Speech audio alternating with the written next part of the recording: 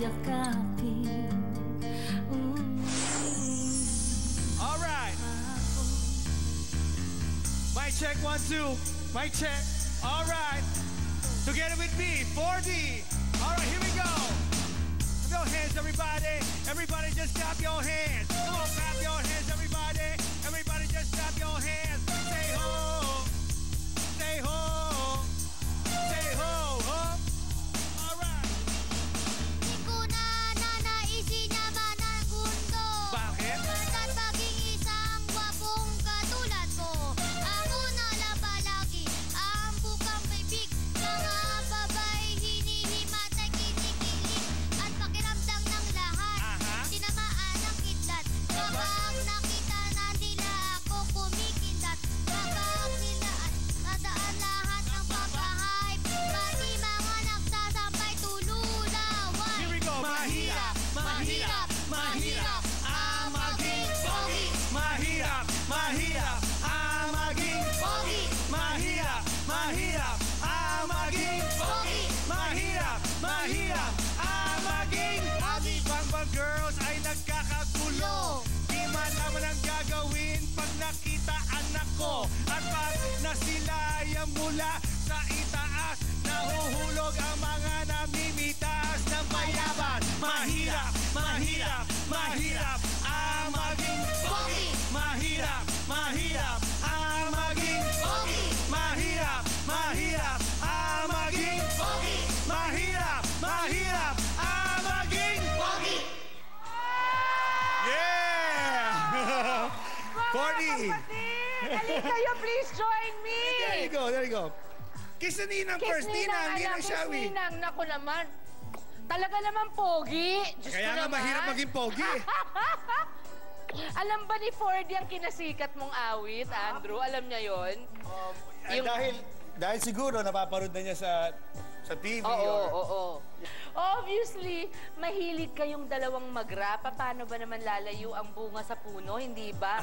Alam nga namang hindi. Pero bukod po dyan, isa pang bonding activity daw nila ang pagko-collect ng toys. I-check natin ang mga ilan sa koleksyon ninyo na hindi mo nilalabas sa box kasi pag nilalabas sa box, pagdating ng araw, pag kunyari you decide to sell, bababa yung value, di ba?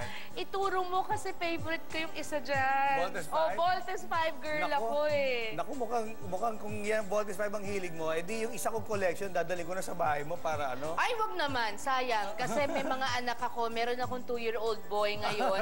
Baka naman, wala nang value lahat pag nakita niya. Well, may mga storya in between sa mga binibili naming toy. Hindi naman kami talagang super yaman na talagang every toy na lalabas, bibili namin.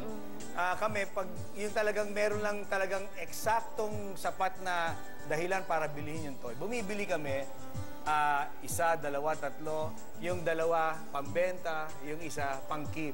Pwedeng gano'n. Oo, dahil talagang tataas ang value sayang din kasi pwede rin naman ibenta sa mga collector din, di ba? Para sa akin, it's not the toy. Ang mahalaga po sa amin yung pag kami ng anak ko magkasama, pag bumibili kami, pumipila po kami alas 8, alas 9 ng umaga sa tindahan sa Japan. Yung happiness na kaming dalawa magkasama pumipila, tapos sasabihin niya, Papa, nagugutom na ako. Sa pila, bibili kami ng hotdog, sandwich, gano'n. Yung ano na yun, yung maliit bonding, na camaraderie and bonding na yun, para sa akin is more than sa kalaruan. How old are you, 40? 10 po. 10. Do you know you're very handsome? You're very handsome. Sabi niya, opo. Thank you po. Do you know that you don't look like me? No, Mga kaibigan, ako po'y tuwad-tuwa at ang aking anak ay hindi ko po kamukha. Ikaw naman. Pero alam mo, hindi rin naman ganyan ang itsura niya kundi ikaw ang daddy niya. Sabihin na natin, hindi rin siya ganyan kagwap. Maganda ang kombinasyon. Andrew, nalaman namin na for 34 years daw ng buhay mo, wala ka talagang best friend. Yes. So ito ba ang isa rin ba itong dahilan kung bakit kayo medyo nakakabanding mo ngayon ay si 4D? Dahil kaya nga you love those moments together? Totoo Really? talaga. Kasi syempre, ewan ko, pero Ate Shawi, I don't know about you, but you know, yung sa akin, ako na po lamang kalye po ako nung araw, nung bata ako. Kakatulad din po ako ninyo na na galing sa pagdarahop, galing sa hirap. Naging artista lang po ako, kaya ako umangat sa buhay. Pero mga kaibigan, simula nung araw, lahat po ng tinuturing niyo pong kaibigan, lahat yung kaibigan lang eh. Sa mga mahihirap po, ang kaibigan, kaibigan lang. Wala pong best friend. Kasi pantay-pantay po lahat eh. Pero kapag tinuring niyo pong best friend, ako po, wala akong best friend nung araw.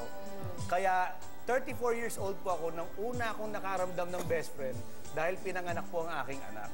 Hero mo naman yun. Yun po ang aking anak. 4D, ganun din bang feeling mo kay Papa? Opo. Talaga, kahit may mga classmates ka, may mga barkada ka sa school, sino pinaka-best friend mo? Si Papa. Si Papa talaga. Andrew, kailan ka nagiging isang tatay? At kailan ka nagiging isang barkada ni Ford? Isa lang po ang pagkakataon and sasabihin po ng ang makapagpapatunay po sa inyo ang anak ko na isang bagay lang po ko talaga alam niya na nagagalit. Isa Ano lang yun? ako. Kapag nilalapit niya ang sarili niya sa pahamak. Katulad ng parang... For example, look. In Pag school? kunyari, alam ko na dangerous yun, delikado yung laro na yon, nagagalit ako doon. And yun lang ang talagang, doon lang ako nagiging tatay sa kanya na gusto ko magpasakop siya sa akin. Oo. Okay. Eto naman, pareho niyong hilig nga, obviously, ang pagrarap. Kaya ito ang gagawin natin, okay, kumpadre? Okay. Ikaw, instant ka talaga eh. Yung bang irarap mo yung sa sitwasyon na ibibigay ko, yung ipapayo mo kay 4D. Okay. Okay? Tapos, yun na muna. So, umpisahan na natin. Pero mahirap ah. Kaya-kaya mo to. Ikaw pa, kumpadre naman. Subok lang. Okay. Pangarap sa buhay. Okay, pangarap sa buhay. Okay. Nag-e-enjoy ngayon ang iyong ninang, pero ang pinaka-aabangan mong pangarap sa buhay, huwag mong kakalimutan, isa lang katulad ng kay Papa tandaan. Noong araw ako ay isang mahirap lamang. Ayokong matikman mo yan sa iyong buhay alamang. Pero at kung sakali man, ako ay nagtataka, anak, huwag muna pagkat pupurihin kita. Pagdating ng araw, mag-aral ka ng mabuti para magkaroon ka ng hanap buhay at buhay na elegante. At kung sakali man, anak, tatandaan mo to. Okay? Ha? Huwag mo kakalimutan to, sabihin ko, ha? Okay. Teka, ano ba yung kasama natin? Pangarap sa buhay. Okay. Sa buhay. Eto, anak, sasabihin ko, huwag mong kakalimutan, tatandaan mo to. Pangarapin mo lang lahat, huwag lang itsura ko.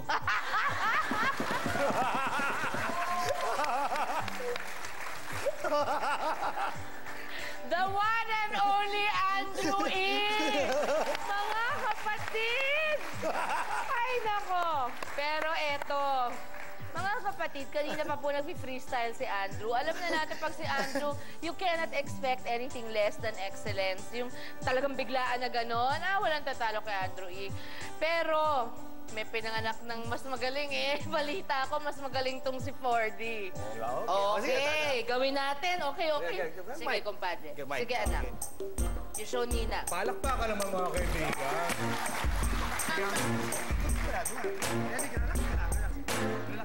Andrew 4D, ang pangalan ko, Ricomi 4D, yan ang ngalan ko. Mabait na bata ang katulad ko. Bawat upo, turo sa akin ang papa ko. Nagulat ba kayo? Nagarap ako, natutuwa ko dahil napabawa kayo. Nandito na ako at pinapakita. Dali ko sa rapping, kita-kita. So put your hands up, time to party now. Ready na lahat, Andrew 4D now. Paalala, huwag maliligaw. Gagawin to hanggang lahat sumigaw. Ang galing ng inaanak ko! Anak ko! Ayan, thank you! Thank you, 4D. Andrew, kasama ko pa kayo mamaya. Anong masasabi mo? Nagulat ka? Aba, alam nga naman kay Mother Minana yan. Siyempre, sa'yo. Tignan mo naman. Diba? Ayan, mula sa cool rapping father and son tandem na sina Andrew E. and Andrew 4D. Up next, aba, cool mother and daughter naman pairing nina Ruby and Tony Rodriguez Aquino. Ito po, Sharon, kasama mo kapatid. Thank you, Andrew. Thank you, 4D.